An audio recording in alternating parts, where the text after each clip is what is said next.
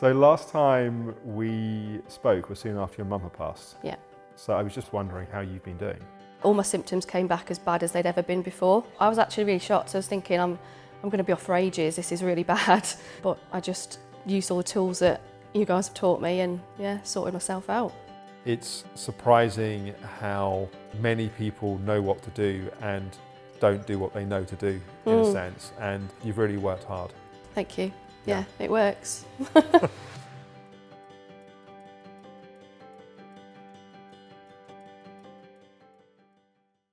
Welcome to this week's episode of In Therapy with me, Alex Howard. And this week we're catching up with Sally. If you've been following Sally's journey, you'll be aware that she's had a pretty challenging time of it over recent months, particularly with the passing of her mum. And in this week's episode, part of what I'm working on with Sally is the realization that when there's a lot going on in our life, often it's easy to forget the impact of that. It's also easy to forget the importance of coming back to the fundamentals and the tools that ultimately are helping us and supporting us. And I think sometimes the hardest quality to cultivate on a healing journey is patience. Patience, but also being persistent in terms of practicing the tools and the techniques that we've got. So that's some of the themes we're going to be exploring this week. Here is Sally.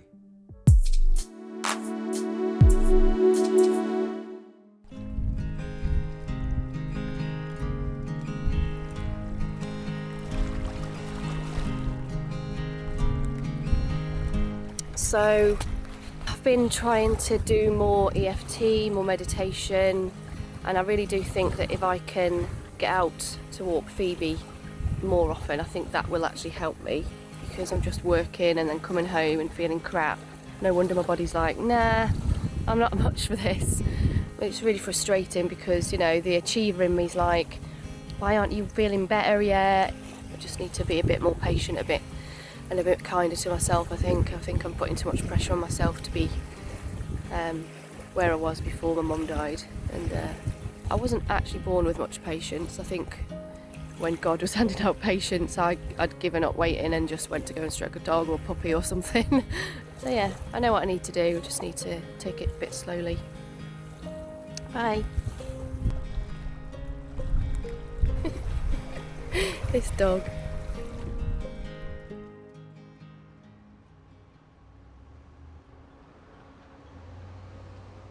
So how are you doing?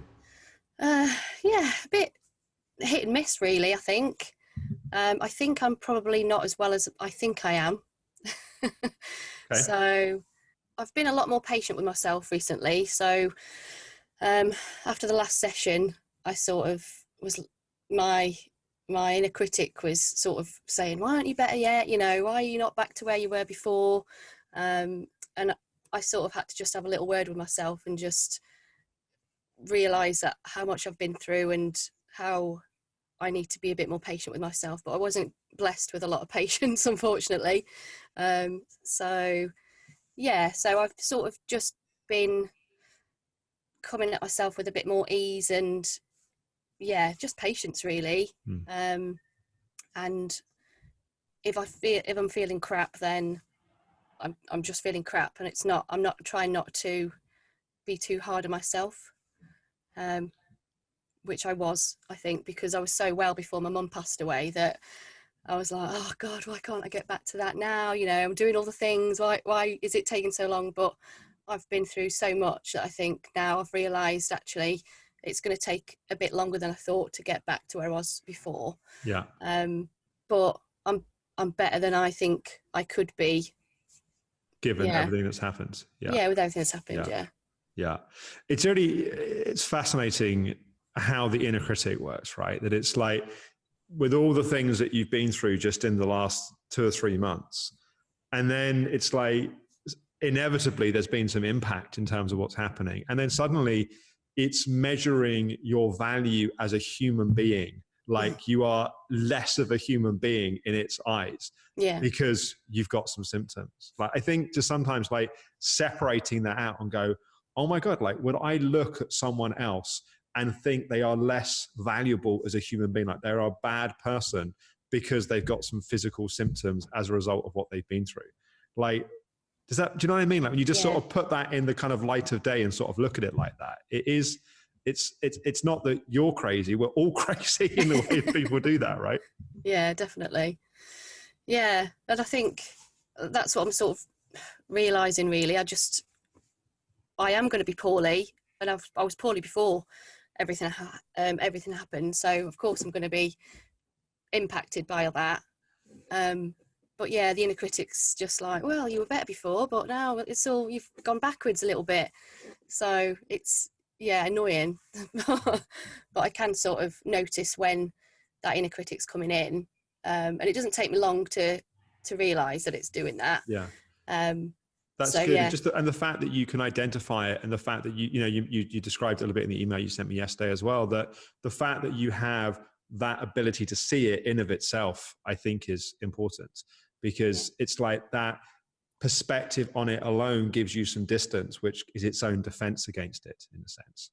Yeah. And I think, if we look at it from a sort of loads on a boat perspective, then we've got the sort of everything that was happening sort of pre your mum passing away, and then your mum passing away, and then the sort of impacts and fallout of some of that with your stepdad and some of the kind of, in that piece, and the fact that you're just processing the loss and the grief. It's like, it is quite a lot, Sally. just to call a spade for a moment. No, and I do have to keep reminding myself of everything that's happened. And also adding in the temporary stress of your husband potentially being made redundant, which I'm really glad it didn't happen. But I know. it's like another thing that's sort of been there in the background. I know, just so much. Ultimately, your level of resilience over the last recent months has actually been incredible with everything that's been happening. It's like you've still ultimately managed to stay on track, and things have also started to get stronger. It's not just that you survived and you're sort of hanging in there. You're actually getting stronger despite everything that's been happening. Yeah, I think I've been sort of saying that to myself the last few days, because like you say, it's very, very easy to think, oh, I'm not where I was and I'm not doing as much as I was able to. So I'm not quite at the stage where I can, on my days off, go and see friends and stuff yet. But again, I kind of want to be able to do that, because my body's like, just working and recovering and resting. It's a bit boring, isn't it? Yeah. So hopefully, I don't know, maybe a bit later I'll be able to do that again. Yeah. I wonder how you're doing with the fact that between your stepdads and some of the things that are happening at work and everything else, like, I imagine there's quite a lot of emotion that's going on. Like there's quite a lot that to objectively feel sort of angry and frustrated and pissed off about. So I'm just sort of wondering how you're doing with that. I think partly I've not really addressed it all, because I've been just so busy at work. Stuff is challenging at work at the minute, because it's so busy and everyone's leaving at the minute. And my stepdad, I haven't spoken to my brother, because he's been obviously there when this woman's been there for the last 2 weeks. So I think he's been like isolated a little bit away from everything. But he messaged me last night and said that my stepdad's gone over to Mallorca with her again. So this will be like the 6th week that they've spent together now. And he still hasn't contacted me, because he's obviously in the throes of this mad, passionate affair that he's having. So I am pissed off that he hasn't even, messaged me or rang me or anything. And you said in your email that the two of you had a sort of big blow up, and in many ways you felt better on the other side. Just say a bit more about that. Yeah. So before my stepdad knew that I knew, and before he went to Mallorca, or when he'd just gone to go and meet this woman for the first time, my husband kept saying, when are you going to say anything to him? I could see him on Facebook, because we had mutual friends in this woman. I could see her and all the stuff that they'd been saying to each other and stuff. And my husband was like, you need to say something. My husband's been absolutely fuming about it all. So, and I was like, yeah, I'll do it one day. I was just going to message him and just say, this person's come up on my people you may know, what's going on? And I was just ignoring it. And I actually was feeling really bad symptoms wise. Like I'd get home from work and I had nothing left. A lot of pain as well. And I think the noise sensitivity was getting quite bad as well. Anyway, so then, because my stepdad's not great with technology, he was using my mum's phone to talk to this woman, and he had my mum's phone, and which was obviously still logged in as my mum on Facebook and everything. And he'd put a picture of her, this new woman, on my mum's story with these flowers. And he changed the profile picture from my mum to him, just not realizing that it's still logged in as my mum. And I just was absolutely raging. You know, I could be my heart going, and I was like, right, that's it, I'm going to message him, this is disgraceful. And I sent him a load of messages like, who the fuck is this? Sent him a screenshot because I didn't want to ring him. And then on the profile picture of him on my mum's profile, I was like, will you stop using my dead mother's Facebook account? It's really disrespectful. And then it was just a massive onslaught of messages from my mum's friends, my friends, like, what's going on? And my husband was like, I'll tell you what's going on. This Frank's got with this person less than 3 months after Jackie's died. And it was just like comment after comment after comment. Yeah, I'm sure. Yeah. So, and loads of people that I've never even heard of or met before messaged me on Facebook and sent me really nice messages saying, how are you? I hope you're okay. One woman who worked at the bank where my mum used to go into, she said, oh, something happened to your mum. And I was like, I'm so sorry she passed away, blah, blah, blah. And she said she was such a lovely lady. And it was really nice to get loads of messages and stuff. And then about 10:30 that night, my phone rang, and it was my mum's phone, which is a mess up thing anyway. And it was my stepdad, and he was just saying, you know, explaining who this woman was. And I was like, why have you been lying to me? It's too soon. Like, I can see on Facebook that you've been talking to this woman for like a week and a half after my mum died. Like, and he was saying stuff like, you haven't seen me, you've not been here to see me grieving. And this woman just sort of reached out and was really nice to him and pulled him out of the depths of despair and stuff. And he was saying, you don't want me to be miserable for the rest of my life. You know, I'm 70, I haven't got long left, and all the stuff I understood. But yeah, I was just sort of crying basically when he was talking to me, because I just said it's too soon. Was he acknowledging how you felt? Not really. He said, you know, you can't put a time frame on things. If you meet somebody, you meet somebody. And it all made sense to me. And what me and you spoke about before in the last session, I get it. Like, he needs that. He's got that sort of addiction to have somebody in his life like that. And everyone grieves in different ways. So I did sort of understand, but he sort of said, I was talking to, you know, and he said, oh, who do you think told me to ring? And I was like, oh, this woman, I'm sure. And he said, yeah, you know, she said you need to ring her. She deserves to hear it from you, which I already knew anyway. And yeah, he said all loads of things, and, you know, I don't want to lose you as a daughter. And I was like, he said, you do love me, don't you? And I was like, yeah, of course I do. But I said, it's just really hurtful. Well, it's because you love him that you're so angry about it. Yeah. And my husband's like, he's unfriended him, and because he's obviously seen what it's done to me. But I can't just cut him out. Like, I already cut one dad out of my life. And although what he's done isn't ideal, it is what it is. And I I don't want to lose him because of all this. Yeah. And my mum wouldn't want that either. So yeah, and then he sort of said at the end of it, you know, sleep on it, and let me know.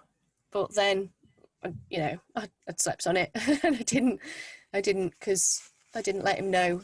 What am I supposed to, I don't know, what am I supposed to say? I was going to say, what we supposed to let him know? What am I supposed to say? You woke up and it's all fine now. Oh yeah. In the light of day, it's fine. But you were saying in your email that after the sort of telling him some of how you felt and expressing some of the emotion, something changed in your symptoms. Yeah, like they completely calmed down. And it was like a real relief. It was a real release. It was like physically I could feel it, like it made such a difference. And it makes loads of sense that not expressing your emotions makes you feel poorly. Like I couldn't believe how much better I felt for it. And it had been a few weeks. Can you say a bit more about what was, like, specifically which symptoms felt different as a result of expressing? I think when I feel really, really poorly, it feels like a lot of pressure in my system, like especially my back and stuff. And it just felt like that pressure had been released. And I think just after then, my fatigue was a lot less as well. And I suppose a bit of the noise sensitivity calmed down a bit. So but that instant sort of after that had happened, that all calmed down, and then I think life's just carried on happening, and I'm almost at a new sort of baseline, and I just need to start building back up from then. But yeah, like the symptoms massively reduced after it had all come out, because it had been a few weeks that I'd got all this anger inside me about it all, knowing and not being able to say anything because I didn't want to make it difficult for my brother. So because I think there's a very important discovery or realization, let's say, in what you're describing, right? That sometimes the conversations that are really difficult conversations to have, and the ones that it's much easier to avoid and to not have, that actually it's not like in the conversation with your stepdad, anything necessarily got massively resolved. It's not that there was like some new agreement and balance that came. You just spoke your truth. But in speaking your truth, you weren't holding it in your body. You were actually able to move it. And as a result of that, you know, it's what we call sort of somatizing emotions, where the emotions are there, but because we're not feeling and expressing emotional pain, it then turns into physical pain and symptoms. And it's hopefully a powerful reinforcement, in a sense, of what we've been talking about around why feeling your emotions and sometimes expressing your emotions is so important. Definitely. I think I am much better at expressing my anger. I don't know if I've got an anger problem. I don't think I've got an anger problem. But yeah, I think I've definitely always repressed it. As we know, we've spoken a lot about it.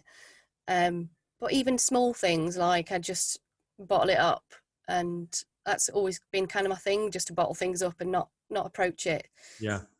It's amazing how much people tend to avoid having difficult conversations, you know, and because they're difficult, right? In this life, people don't want to be in that situation. But when we have them, we nearly always feel some sort of release or some sort of kind of self-validification as a result of it.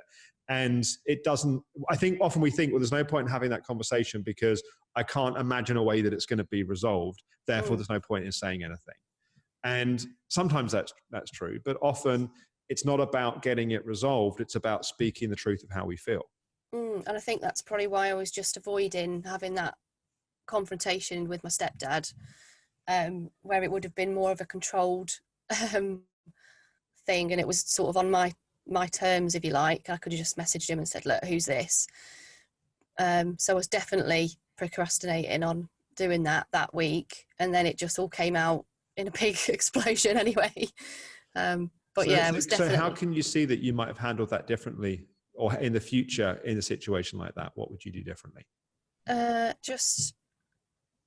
mean, it was difficult because I couldn't say anything because my brother told me not to. Yeah, it does make it tricky. But if he hadn't told me that, then I'd definitely, you know, and in the future, if anything like that happens again, unless it implicates somebody else, I just need to pull the plaster off and just do it when I feel I need to do it. Because I think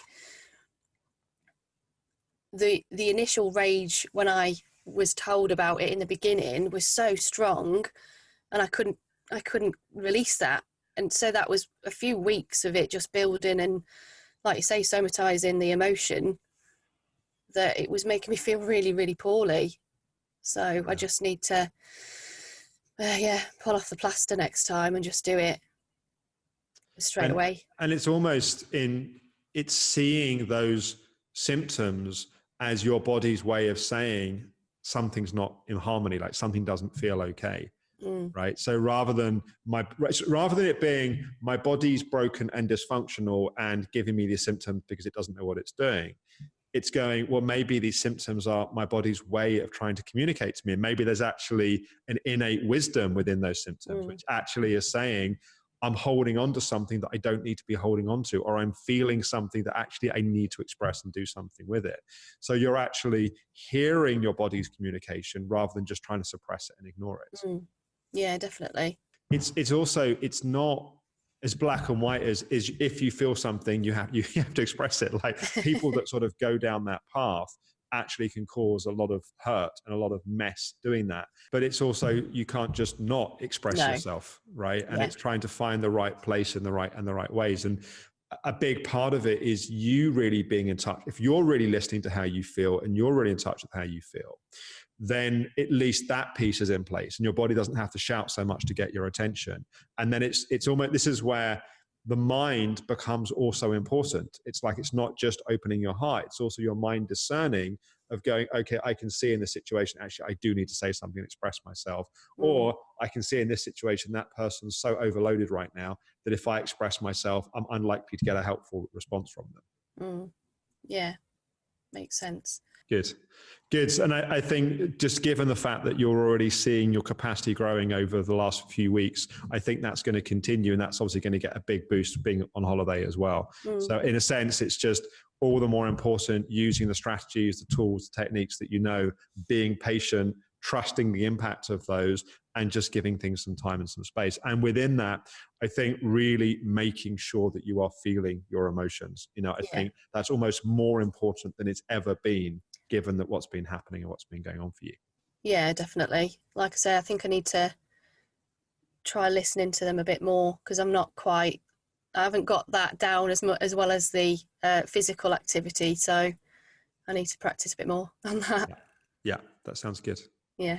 Any other questions that you've got? No, not today.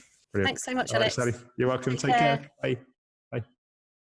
So I hope you enjoyed this week's episode of In Therapy. As always, I'd love to hear your questions, your thoughts, your comments, your reflections in the comment section below the video. I'm also curious, what helps support you when you're feeling overwhelmed? What are the practices? What are the principles that help support? I think we all go through these periods of overwhelm, and coming back to the fundamentals and the key practices is more important than ever. If you enjoyed this week's episode, please do also like the episode. Please do also subscribe to my channel here on YouTube. If you click the notification bell, YouTube will let you know as new episodes are released. And next week, we're catching up with Lauren. As you may remember from Lauren's most recent episode, Lauren has been planning a move abroad to really start to prioritize and give more space to her healing journey.